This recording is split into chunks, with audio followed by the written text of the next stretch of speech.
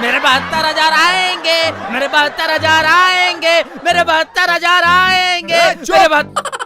का रे ये अबे तक ठीक ना भइल हो? वो 4 साल पहले तो 15 लाख रहे और अबे तो 72,000 तक तो पहुँचल बा। और अगले 4 साल तक तो सब ठीक हो जाये। अच्छा तू बताओ एक बात, अब ही तोहार जिंदगी कैसन चलता हो?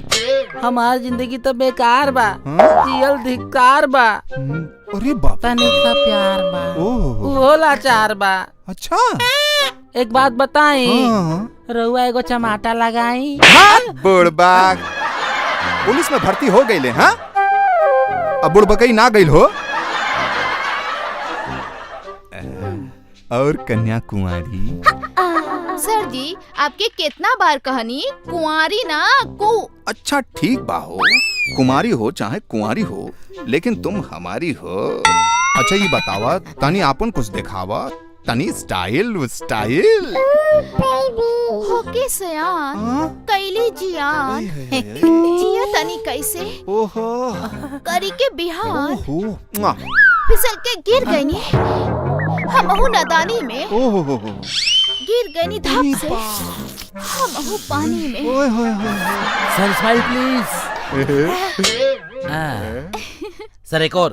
अरे वाह जिया सर थोड़ा इधरिया से। सॉरी तनी लास्ट पोज दी तरहुआ। अरे साहब क्या करता नहीं, थाने के अंदर फोटो खींचता। थाना के अंदर फोटो कहो? अरे दरोगा साहब हम भोजपुरी चैनल के पत्रकार हैं। पत्रकार? पत्रकार? बैठ बैठ बैठ बैठ बैठ। अरे बैठा है तू भोजपुरी चैनल के पत्रकार हुआ? अरे वाह, सुना यादव पांडे, सुना अब छेदी सिंह कितना मशहूर हो गए माने हो। चैनल वाले दूर दूर से आकर हमारी इंटरव्यू लेते हुए का हो। बढ़िया, बहुत बढ़िया। करीना देख लो हो। हाँ तो दरोगा जी रउआ चोर मवाली गुंडा कैसे पकड़े नहीं? पिछवाड़े से। ई कोनो जवाब ना भाई। अरे ई तो कोनो सवाल भी ना भाई। अरे ओकर का हम दौड़ के पकड़ लेनी हाथ से, एमे कौन मुश्किल वाला बात है?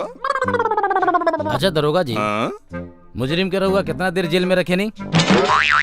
कौ घंटा कोनो लिमिट नहीं खे, जैसे ही माल आ जाला तुरंत छोड़ देनी। और अगर मुजरिम के कोनो घर वाला पैसा ना दे पावला तो रहुआ का करे नहीं? आज ससुरा के अंदर ले जाके तबले मरनी जब तक घर से माल ना आ जाए। हाँ रहुआ तो बड़ा खतरनाक खिलाड़ी बानी। अच्छा तो रहुआ से मिलकर हमके बहुत खुशी भइल, हम जाते नहीं।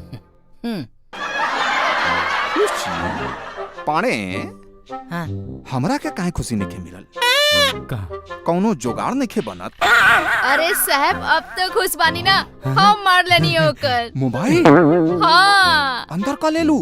हाँ फिर आ गेल तो ओकरा के भी अंदर कर दी ना।